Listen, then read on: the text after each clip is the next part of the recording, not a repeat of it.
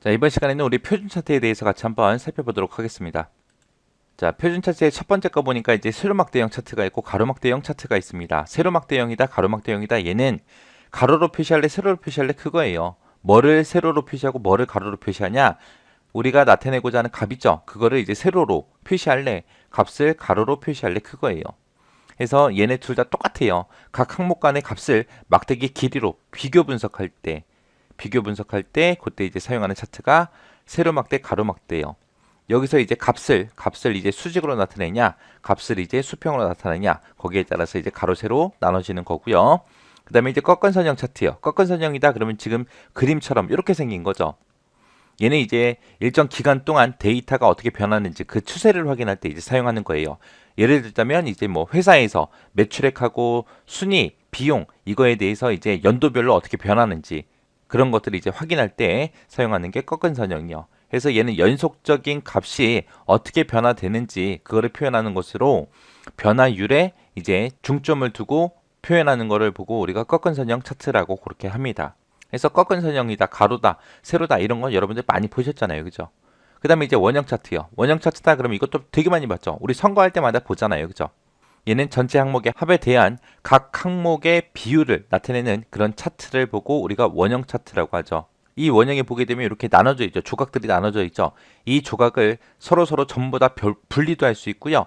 일정 하나의 이 조각을 따로 떼어낼 수도 있습니다. 그리고 이 차트 원형이기 때문에 이 첫 번째 조각을 회전도 시킬 수 있어요. 그때 회전시킬 때는 0도부터 360도까지 그렇게 우리가 회전도 시킬 수 있습니다. 근데 이 원형 차트 같은 경우에는 가장 중요한 게 얘예요. 항상 몇 개의 데이터요? 한 개의 데이터 계열만 가지고 있어요. 그래서 가로축이다, 세로축이다 그런 축이 없습니다. 그래서 얘는 한 개의 데이터 계열에 대해서만 표시한다. 이거 꼭 기억하셔야 돼요. 꼭. 분산형 차트다. 그럼 지금처럼 그림으로 보게 되면 이런 식으로 생긴 거고요.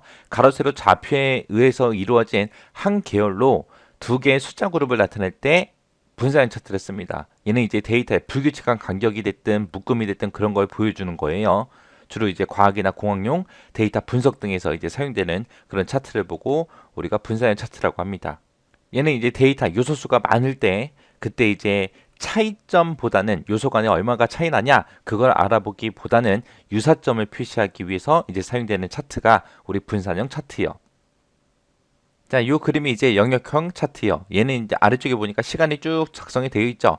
이렇게 해서 시간대별로 방문자 수 대비해서 이제 판매 수량이 몇 개인지 그거 이제 나타낸 거예요. 이런 거 나타낼 때 쓰는 게 우리 영역형 차트입니다. 자, 여기 보니까 이제 나왔죠. 시간에 따른 각 값의 변화량을 서로 비교할 때 사용되는 거고요. 얘는 전체 영역하고 특정 영역을 서로 비교해서 전체와 이제 부분 간의 관계를 그렇게 나타낼 때 쓰는 게 영역형 차트입니다. 그 다음에 이제 도넛형 차트요. 얘는 이제 도너츠 모형으로 생겼죠. 얘는 전체에 대한 각 부분의 관계를 비율로 그렇게 나타내서 각 부분을 비교할 때 이제 사용되는 차트를 보고 얘기하는 거고요. 얘는 원형처럼 그렇게 생겼는데 원형이랑 좀 다른 게 뭐가 다르냐? 얘는 이제 여러 개의 계열을 가질 수 있다는 거예요. 원형 차트 같은 경우에 딱 한 개의 계열에 대해서만 표시할 수 있다 그랬죠. 근데 도넛형은 여러 개의 계열을 가져요. 그게 달라요. 그러니까 요거 정확하게 기억하셔야 돼요. 원형하고 도넛하고 이제 헷갈릴 수 있거든요. 원형은 한 개의 계열에 대해서만 표현할 수 있고요. 도넛형 차트다라고 하게 되면 이제 여러 개의 계열을 가질 수 있더라라는 거 기억하시면 돼요. 얘도 마찬가지로 원형처럼 첫 번째 조각을 0도부터 시작해서 360도까지 회전시킬 수 있어요. 그리고 도넛형은 가운데 보면 구멍이 뚫려 있죠. 이 구멍의 크기도 우리가 조절할 수 있습니다. 0%부터 100%가 아니에요. 왜? 0%다 그러면 차트가 표현이 안 될 거 아니에요. 100%다 그러면 꽉 차버리니까 구멍이 없어질 거 아니에요. 그죠? 그래서 10%부터 시작해서 90%까지 그 사이의 값으로 구멍의 크기를 조절할 수 있습니다. 여기서 이제 여러 개의 데이터 계열을 갖는다 그랬는데 이게 무슨 말인지 좀 보세요. 자, 이런 식으로 해서 이제 각 항목 여러 개의 계열을 사용할 수 있다는 거예요. 자, 이 그림에서 보듯이 이렇게 중간중간에 이제 도넛이 여러 개가 이제 겹쳐져 있죠. 그래서 여러 개의 데이터 계열을 가질 수 있는 게 우리 도넛 차트입니다. 그 다음에 이제 방사형 차트요. 방사형 차트도 일단 그림 먼저 보자고요. 자, 방사형 차트가 이런 거예요. 이런 형태의 그래프 여러분들 많이 보셨죠?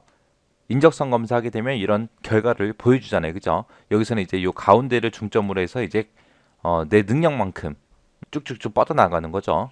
이게 이제 방사형이요.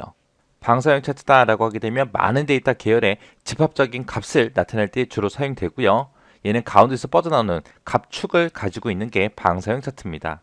그 다음에 이제 표면형 차트요. 표면형 차트다라고 하게 되면 두 개의 데이터 집합에서 최적의 조합을 찾을 때 사용되는 그런 차트를 보고 표면형 차트라고 하고요.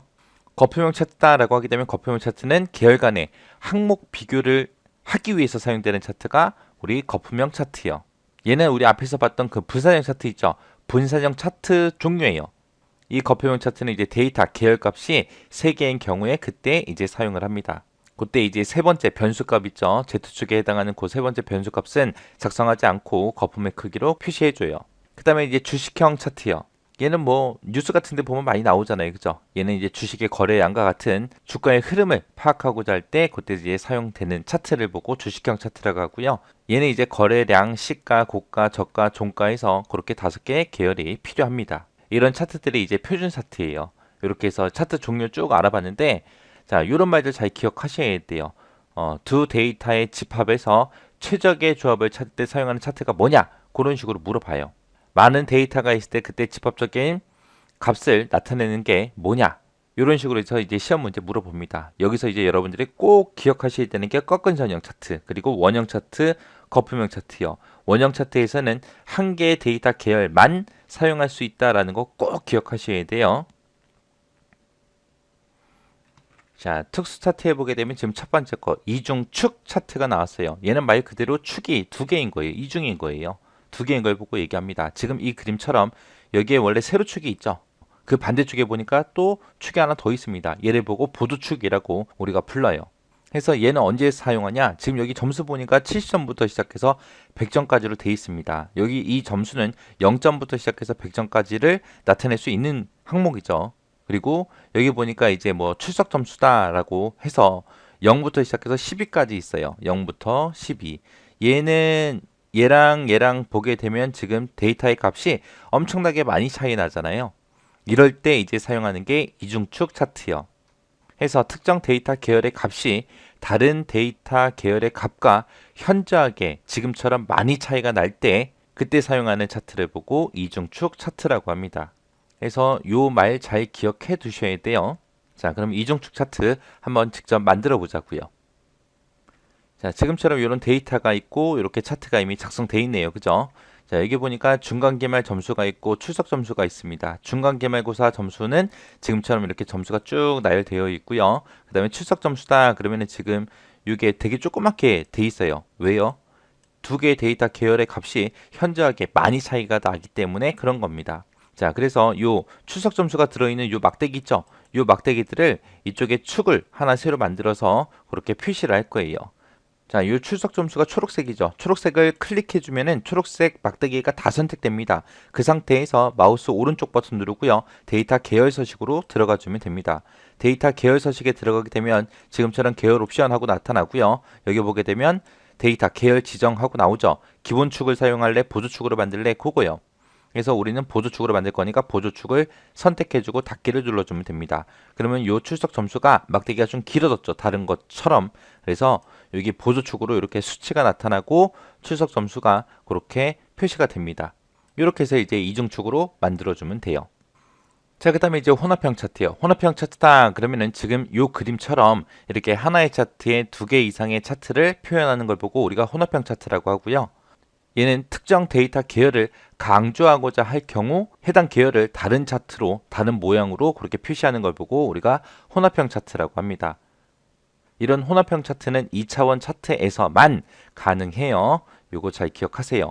그리고 혼합형 차트를 만들 수 없는 것들이 있습니다. 주식형이다, 거품형이다, 표면형이다, 원통형이다, 원뿔형이다, 피라미드형이다. 이런 것들은 혼합형 차트로 구현할 수가 없습니다. 요거 못하는 거 정확하게 기억하셔야 돼요. 그래서 2차원 차트에서만 가능하고 그리고 주식, 거품, 표면, 원통, 원뿔, 피라미드 이런 차트는 혼합형으로 만들 수가 없다. 정확하게 기억하셔야 됩니다. 그러면 이 혼합형 차트도 한번 만들어 보자고요.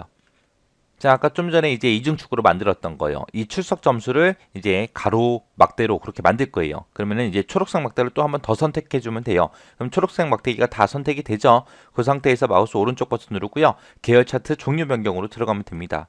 들어가게 되면 이제 어떤 모양으로 바꿀래? 라고 물어보죠. 여기서 저는 이제 가로막대용으로 할 거예요. 그래서 가로막대용 선택해주고 묶은 가로막대 선택하고 확인이요. 그러면 지금처럼 하나의 차트에 이렇게 두 가지 형태의 차트가 표현이 됩니다.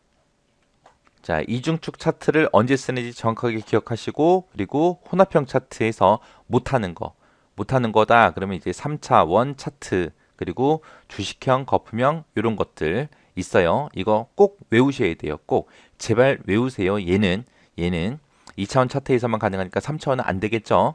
이거 꼭 기억하시고요. 그리고 혼합형이랑 같이 이제 추가로 더 기억하셔야 될 게 있습니다. 이거 말고 이제 또 추세선 있죠. 추세선에서 사용할 수 없는 차트 있다 그랬어요. 그죠? 그것도 꼭 외우셔야 돼요. 그래서 추세선을 사용할 수 없는 그런 차트, 혼합형으로 작성할 수 없는 차트, 이 두 가지는 반드시 외우고 지나가시기 바랍니다.